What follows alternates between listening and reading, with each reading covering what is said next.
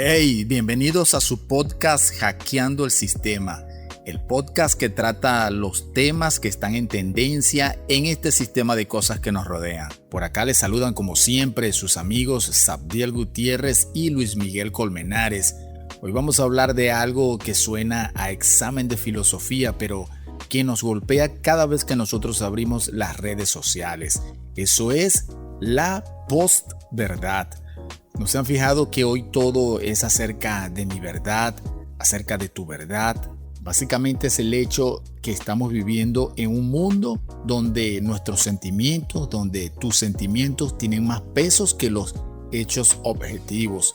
El episodio de hoy de nuestro podcast se titula La Biblia en el banquillo de los acusados, ¿verdad absoluta o reliquia cultural? Es el término de moda, Sabdiel. Básicamente, si algo me hace sentir bien o encaja con lo que ya creo, entonces esa es la verdad. Y si te fijas, es un choque de autoridades. Hoy podemos decir que la autoridad final es el yo, es mi verdad, es mi perspectiva, es lo que pienso. Y en este punto los hechos objetivos pasan a un segundo plano frente a las emociones. Y en ese contexto, presentar la Biblia como una autoridad absoluta suena para muchos de esta generación como un intento de control o un retroceso intelectual. Sí, esto es porque muchos tienen la Biblia como eso, un libro antiguo de historias, un libro viejo con buenas intenciones, pero otros dicen que es la verdad, una verdad con V mayúscula. Pero si todo es relativo, ¿por qué deberíamos darle esa autoridad a un texto de hace miles de años? ¿No es un poco ingenuo? Ahora, si la Biblia no es lo que dice ser, o sea, la palabra de Dios autoritativa y suficiente, entonces todo el cristianismo se cae como un castillo de barajas, como un castillo de naipes. No es una cuestión académica menor, es el cimiento de todo. Esa es la pregunta del millón. Si la Biblia es solo la opinión de unos hombres, nuestra fe es como un castillo de naipes, tal cual como lo acabas de mencionar. Pero, escuchen bien, pero si es lo que dice ser, entonces tenemos un ancla en medio de este mar de opiniones subjetivas. Y es por eso que hoy no queremos pedirle a nadie que crea por creer, sino que al contrario, queremos poner la Biblia en el banquillo de los acusados y ver si sus pilares resisten el escrutinio del siglo XXI. Para empezar, por supuesto, nosotros debemos explicar cómo funciona esto. Hablemos acerca de la base.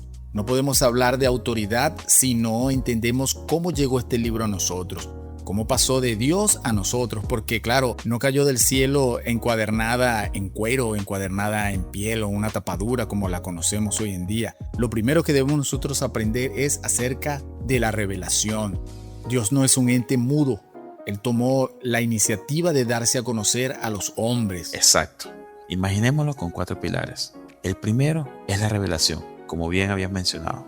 Dios no es un programador que dejó el código oculto. Él quiere ser conocido. Allí diferenciamos entre la revelación general, que es como el fondo de pantalla de la creación. Mira las estrellas y dices, aquí hay un diseñador. Ese es el eco de Dios en la naturaleza y la conciencia que nos deja sin excusa. Pero eso no te dice cómo ser salvo. Para eso está la revelación especial, que es Dios hablándonos directamente y cuya máxima expresión es Jesús, que es su mensaje directo y redentor. Pero ahí es donde entra la duda de muchos, ahí es donde entra la duda de muchas personas. Lo escribieron hombres. Y sí, es verdad, lo escribieron hombres. Pero ahí entra lo que llaman la inspiración, el segundo pilar. No fue un dictado robótico como muchos afirman. La Biblia usa la palabra teopneustos, una palabra griega que significa exhalada por Dios. Me encanta esa imagen en 2 de Pedro, capítulo 1, verso 21, donde dice que los autores fueron llevados. Esa palabra llevados en griego es la palabra feromenoi y es como especie de un barco de vela. El barco viene siendo el autor humano con su estilo, su época, su propia estructura, la personalidad, ese estilo propio del autor. Pero el viento que lo dirige, el viento que sopla a ese barco, que lo impulsa, es el que lo va a llevar y lo va a guiar a su destino. Ese es el Espíritu Santo. Es una cooperación fascinante. Dios usó la personalidad de cada autor, su vocabulario e incluso sus errores gramaticales o estilos específicos para poder comunicar exactamente lo que él quería. Y es por eso que hablamos de una inspiración plenaria en todo el texto y una inspiración verbal hasta en las palabras mismas. Correcto, porque aunque Pablo escribiera con su propio estilo, las palabras son lo que Dios quería que él escribiera. Y eso nos lleva lógicamente al tercer punto, que es la inerrancia. Si el origen es un Dios de verdad, el producto final en sus originales no puede afirmar nada contrario a la realidad.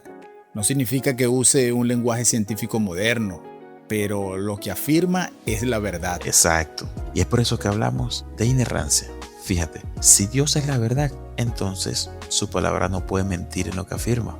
Y eso automáticamente nos lleva al último pilar, la suficiencia. No necesitamos ni gurús, ni nuevas revelaciones, ni actualizaciones constantes, nada de esas cosas raras. No necesitamos nada de eso para nosotros saber cómo vivir. La Biblia es el GPS completo para la vida y la piedad. Podemos decir que es el mapa completo para nuestra relación con Dios. Ahora toquemos otro punto que siempre se habla acerca de la Biblia, si es un mito o es una realidad.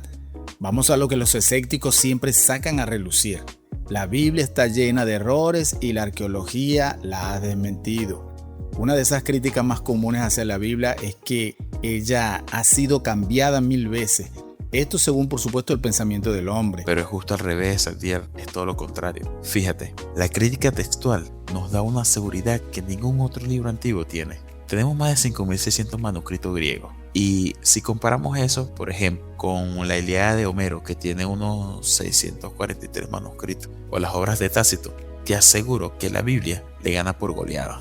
Es más, podemos reconstruir el original con un 99.5% de precisión. Y esos errores que la gente habla suelen ser variantes de ortografía que no cambian ni una sola doctrina. Y claro, nosotros podemos ver que en el campo de la arqueología es increíble cómo el suelo ha confirmado el texto. Me explico. Durante años siempre se ha dicho que el rey David era solo un mito, hasta que apareció esa famosa estela del Teldán, donde hacen mención a la casa de David.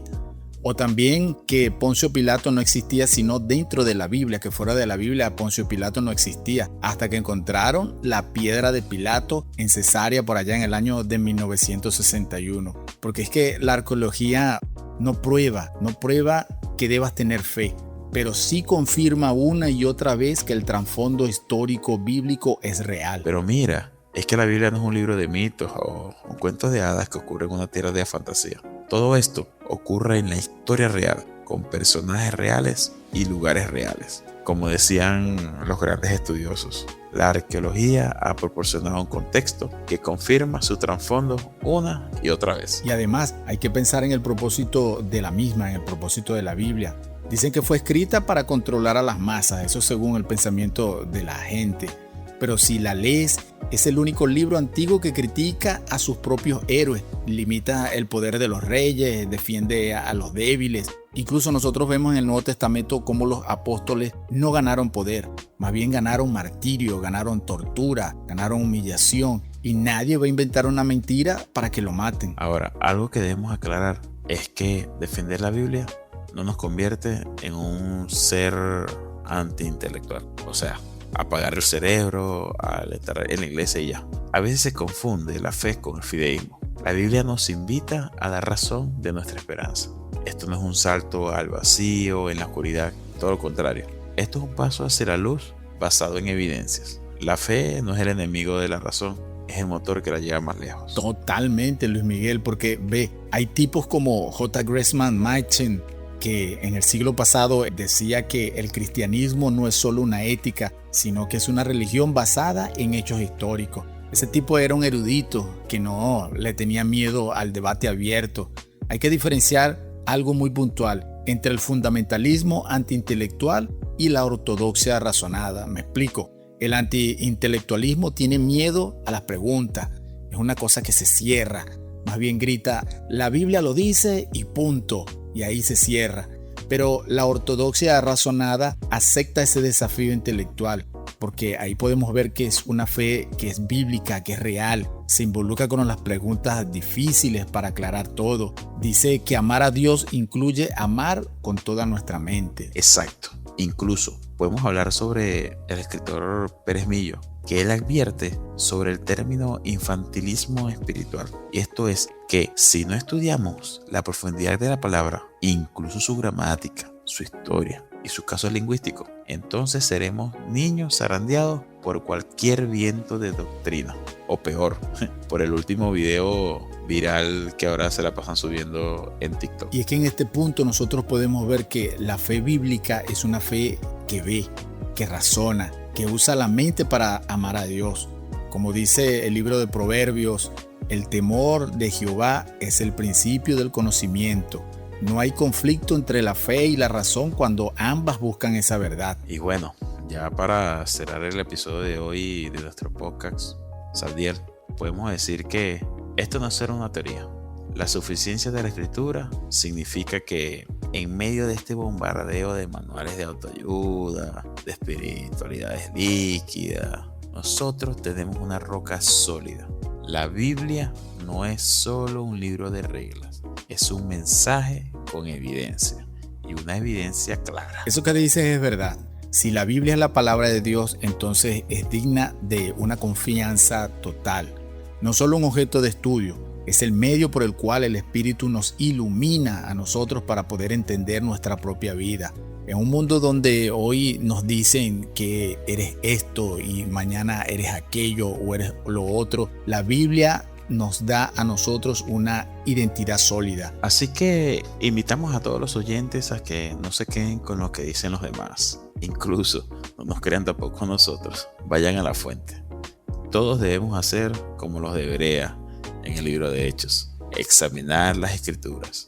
Vean si estas cosas son así. No tengan miedo de preguntar, de investigar, de mirar la historia. Dios ha hablado. No estamos huérfanos de verdad. Él se reveló porque le importas. Confiar en la Biblia no es seguir reglas aburridas. Es confiar en la voz del Padre que te diseñó y sabe cómo funcionas mejor. Sí, porque al final del día, en un mundo de posverdad, lo único que nos mantiene cuerdos es la verdad que permanece para siempre. Y esa verdad es la que nos da luz y es la palabra de Dios. Como dice el Salmo 119, la Biblia es una lámpara. Así que gracias por estar con nosotros en otro episodio del podcast Hackeando el Sistema. El podcast que trata los temas que están en tendencia en este sistema de cosas que nos rodean. Se despiden por acá Sabdiel Gutiérrez y Luis Miguel Colmenares. Hasta una próxima edición.